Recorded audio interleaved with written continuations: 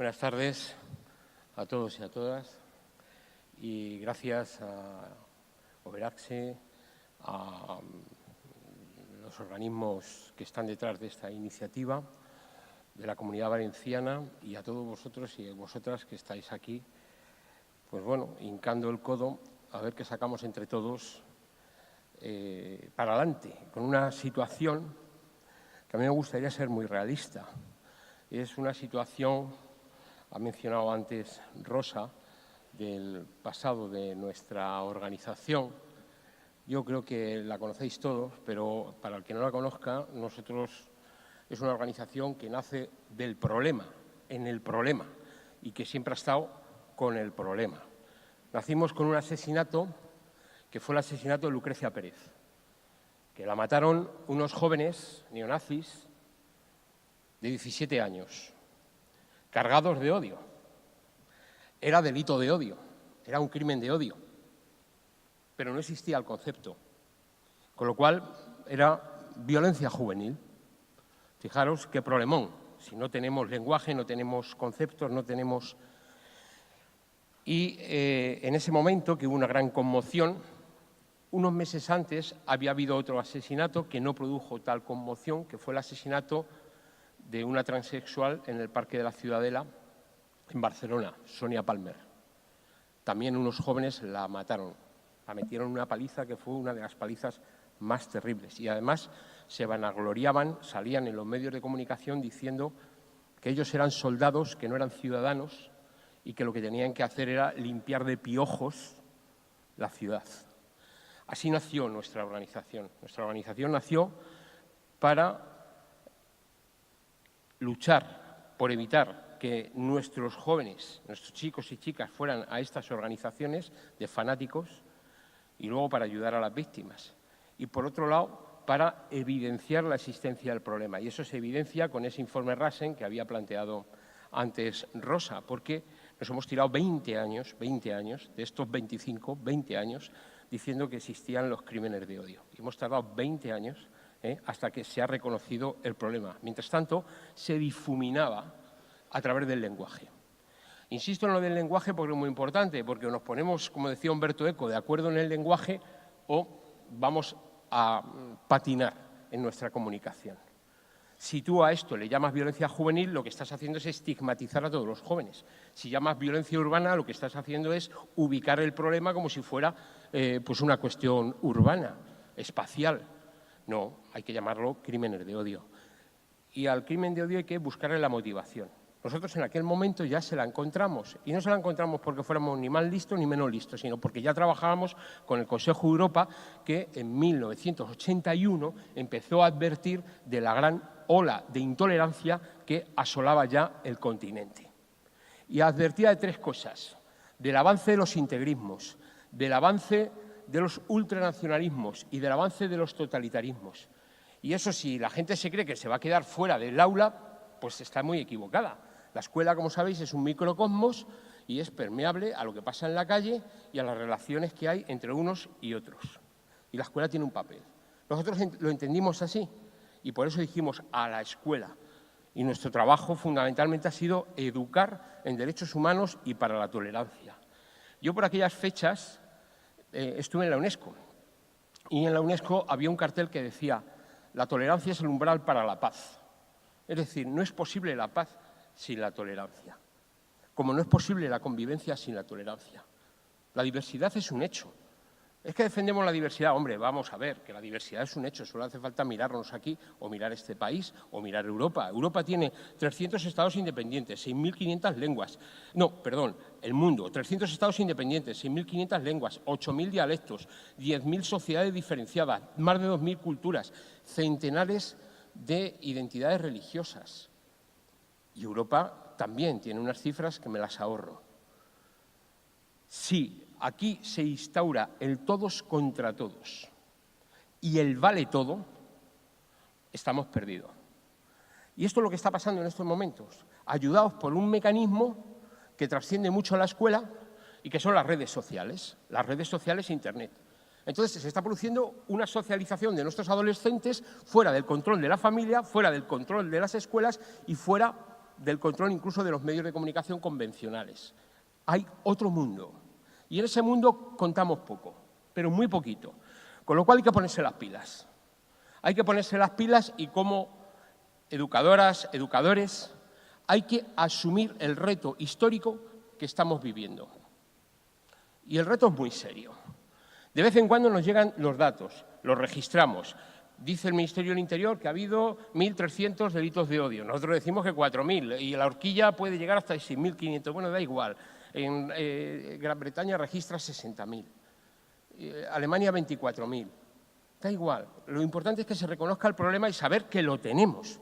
Y que lo tenemos en las aulas, y que lo tenemos en los centros escolares, y que lo tenemos y no es solo una cosa de prejuicios.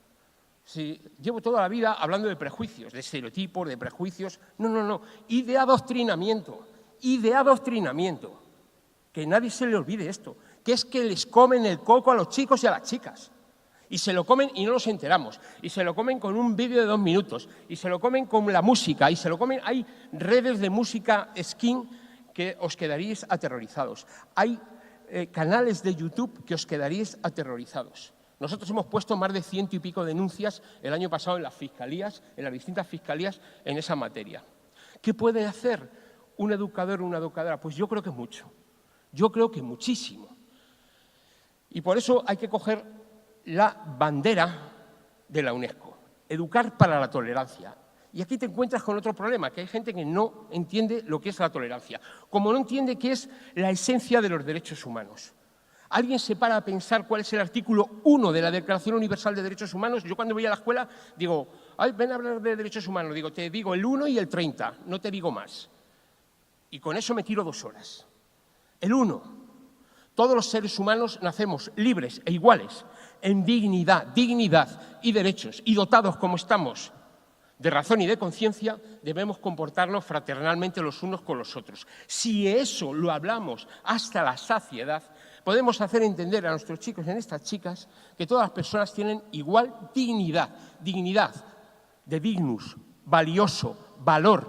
¿Sabéis en qué se fundamentaba Auschwitz y el Holocausto? En que las personas no tenían el mismo valor y que había unas que eran subhumanas. Y como había unas que eran subhumanas, había que limpiarlas y llevarlas a Auschwitz. La respuesta de las Naciones Unidas y la respuesta fue la Declaración Universal de Derechos Humanos, para plantear como frontispicio, como primer artículo ese. El último, el 30, que ninguna libertad se podrá utilizar para conculcar las libertades y derechos de los demás. Cuando yo me escucho cantidad de veces, es que es mi libertad de expresión, llamarle a fulanito zorra, a menganito tal, al otro camello, al otro gitano de mierda, al otro negro de no sé qué. Es mi libertad de información. No. La libertad de expresión no hay que confundirla con la libertad de agresión. La libertad de expresión no es libertad de agresión. Y ahí es donde aparecen los límites. Tienen que aparecer los límites en la escuela, tienen que aparecer los límites en el Código Penal, tienen que aparecer los límites en la Ley de Igualdad de Trato que planteaba antes Edurne, y tienen que aparecer los límites también en una ley integral contra los delitos de odio. Es decir, hay que poner límites. Y dentro de esos límites aparece la tolerancia. La tolerancia no es permisividad, eso es otro error. Ya, fijaros que el único valor del axiológico de la dignidad, libertad, igualdad, solidaridad, justicia y tolerancia, los 5 grandes valores de la axiología de la dignidad, el único que la UNESCO y luego lo ratifica Naciones Unidas es el de la tolerancia. Hay una declaración de principios, de tolerancia. Meteros en nuestra página web, hay una página web que tenemos que se llama Educa Tolerancia. Lo descargáis. De todas maneras van a venir mis compañeros mañana y lo van a distribuir. Y hay material sobre Educa Tolerancia. ¿Pero por qué tan importante? No se entiende. La tolerancia es respetar 3 atributos. Respetar, aceptar y apreciar la diversidad humana. Es proactiva. No puede ser simplemente respetar. No, yo cuando debatía con la gente del Frente Nacional de Le Pen, decían ellos, no, si nosotros respetamos a los musulmanes en Arabia Saudí. Claro. Y yo digo, no, respetar, aceptar que estén aquí. Y luego, apreciar, porque algo tendrán positivo. Y además apreciar la diversidad humana, es que somos diversos. Si no, la intolerancia va a tener, es un poliedro donde no se respeta, esa es la actitud de partida, no se respeta, se rechaza y se desprecia al prójimo. Antes decía Ángels lo de nosotros y ellos. Eso es lo que hay que quebrar. Eso es lo que hay que quebrar y poner la dignificación humana por encima de todo. Caras del poliedro de la intolerancia, todo lo que queráis. Se habla siempre de racismo y xenofobia. ¿Creéis que solo racismo y xenofobia? Y antisemitismo, y homofobia, y aporofobia, e islamofobia, y cristianofobia, y antigitanismo, y ismos, que son doctrinas, y fobias, que son rechazos. Hasta el infinito. ¿Pero eso está recogido en el Código Penal? No. El Código Penal tiene un numerus clausus. Por ejemplo, nosotros nos personamos en el asesinato de Aitor Zabaleta y pedimos la aplicación del agravante del 22.4 y dijeron no. ¿Por qué? Porque el origen territorial no está. No, nos personamos con el asesinato de un chico punky, que le matan por ser punky, y pedimos el agravante y nos dicen no porque el aspecto físico no está. Y hay casos, como hemos estado presentes, de asesinatos por ser gordo. Se selecciona a la persona por ser gorda. Se selecciona a la persona por su aspecto físico, se selecciona a la persona por múltiples causas, las distintas manifestaciones de la condición humana. Así lo dice la UNESCO. Y así lo denuncia la UNESCO. Y la UNESCO plantea al final el papel de la educación. Dice, la educación puede ser un medio fundamental para prevenir y erradicar la intolerancia. La educación para la tolerancia debe considerarse como un imperativo urgente. Lo ha dicho la secretaria general de Migraciones antes en su intervención. Nos comprometemos a apoyar y ejecutar programas de investigación sobre ciencias sociales y educación para la tolerancia. ¿Se hace? No se hace. No se hace. No se hace, pero esto es en el año 95. ¿Creéis que...? Un minuto. Que estoy en el...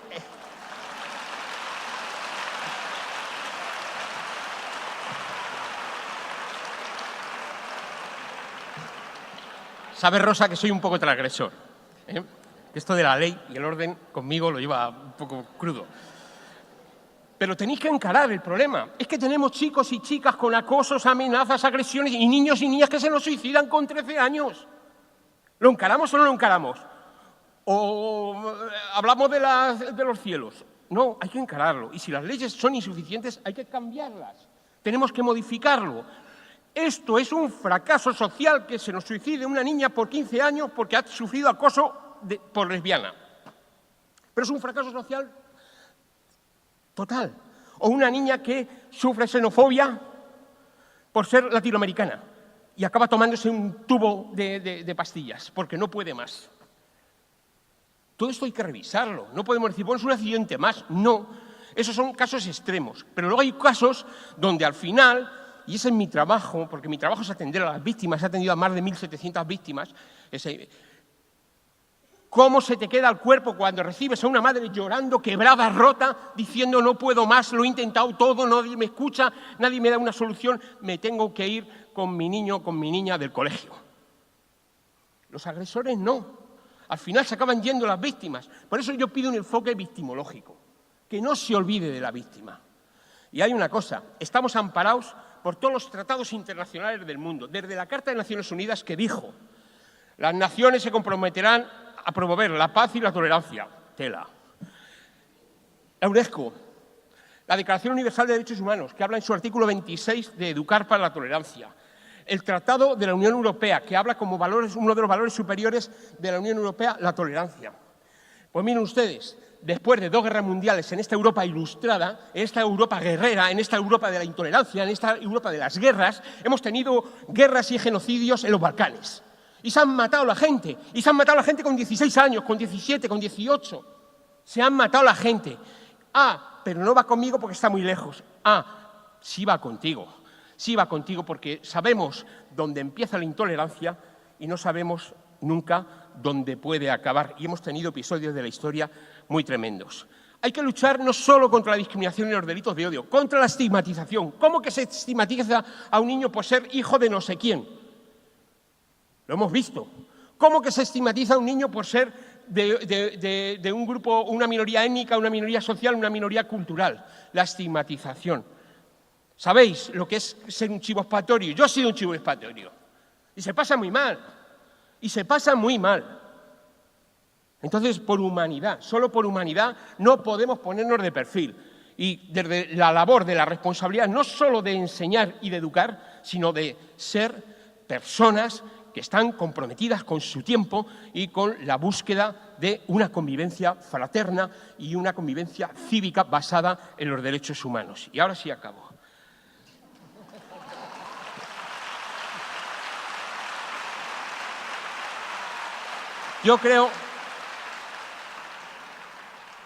Yo creo sinceramente que allá donde hay, tenemos que hablar mucho, pero allá donde hay incomunicación anida la intolerancia. Hay que hablar, claro que hay que hablar, y hay que poner límites también, pero hay que hablar mucho. Y hacer un verdadero esfuerzo y explicarles a la gente que se lo tomen en serio, que esto es muy serio, como hay otros problemas también muy graves, o sea, desastres ecológicos, etc. Pero quiero finalizar parafraseando a Voltaire. Voltaire decía: la tolerancia no ha traído ninguna guerra civil. La intolerancia nos ha llenado el mundo de matanzas. Comprometámonos todos para evitar que la intolerancia siga avanzando. Muchas gracias.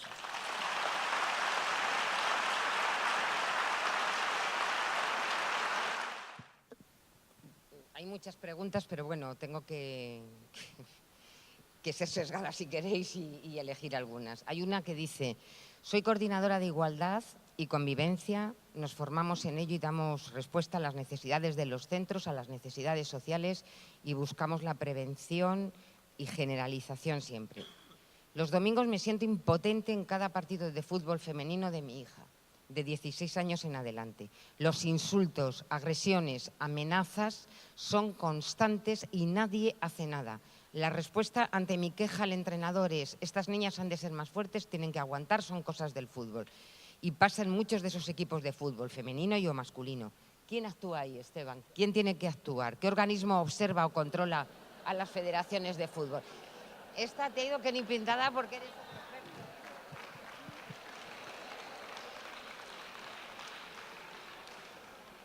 No hay rendición. Vamos a ver, os habla un entrenador nacional superior de baloncesto, ¿vale? Estoy en el deporte.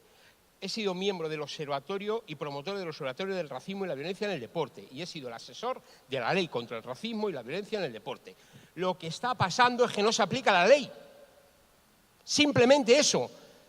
El entrenador, el club, la federación tienen obligación de aplicar la ley. La ley prohíbe eso, exactamente prohíbe eso. Entonces, claro, cuando llega una queja de esa naturaleza, dice, bueno, otro caso más de no aplicación de la ley en categorías inferiores. Y en categorías superiores hay una no aplicación de la ley. Solo hay que ver todos los domingos las gradas ultras de los campos de fútbol. Lo único que hay que hacer es mirar y ver cómo son los viveros de la intolerancia fanática. Una intolerancia fanática que no se queda en el campo de fútbol, que luego sale a atacar el día 9 de octubre, el Día de la Comunidad Valenciana, que los hemos visto ahí los hemos visto. Y los hemos denunciado hoy por la mañana, lo sabe la fiscal, que me he ido a la fiscalía a poner la denuncia. Es decir, la ley está para aplicarla y hay que creer en el Estado de Derecho. Y tenemos instrumentos. Para mí es un orgullo que exista la Fiscalía de Delitos de Odio y que hay 52 fiscalías en España de delitos de odio. Y hay una fiscalía de sala a nivel del Tribunal Supremo. Eso es un avance histórico. Ahora, ¿qué tenemos que hacer? ¿Mejorar las leyes? Sí, pero tenemos muchas leyes, por ejemplo, en el ámbito del deporte. Entonces, tendremos que exigir al Consejo Superior de Deportes y tendremos que exigir a las federaciones y tendremos que exigir a los organismos autonómicos de responsabilidad política e institucional en el ámbito del deporte que no dejen abandonados a nuestros niños, a nuestras niñas y a nuestras familias. Así que a ponerse serios y a reivindicar.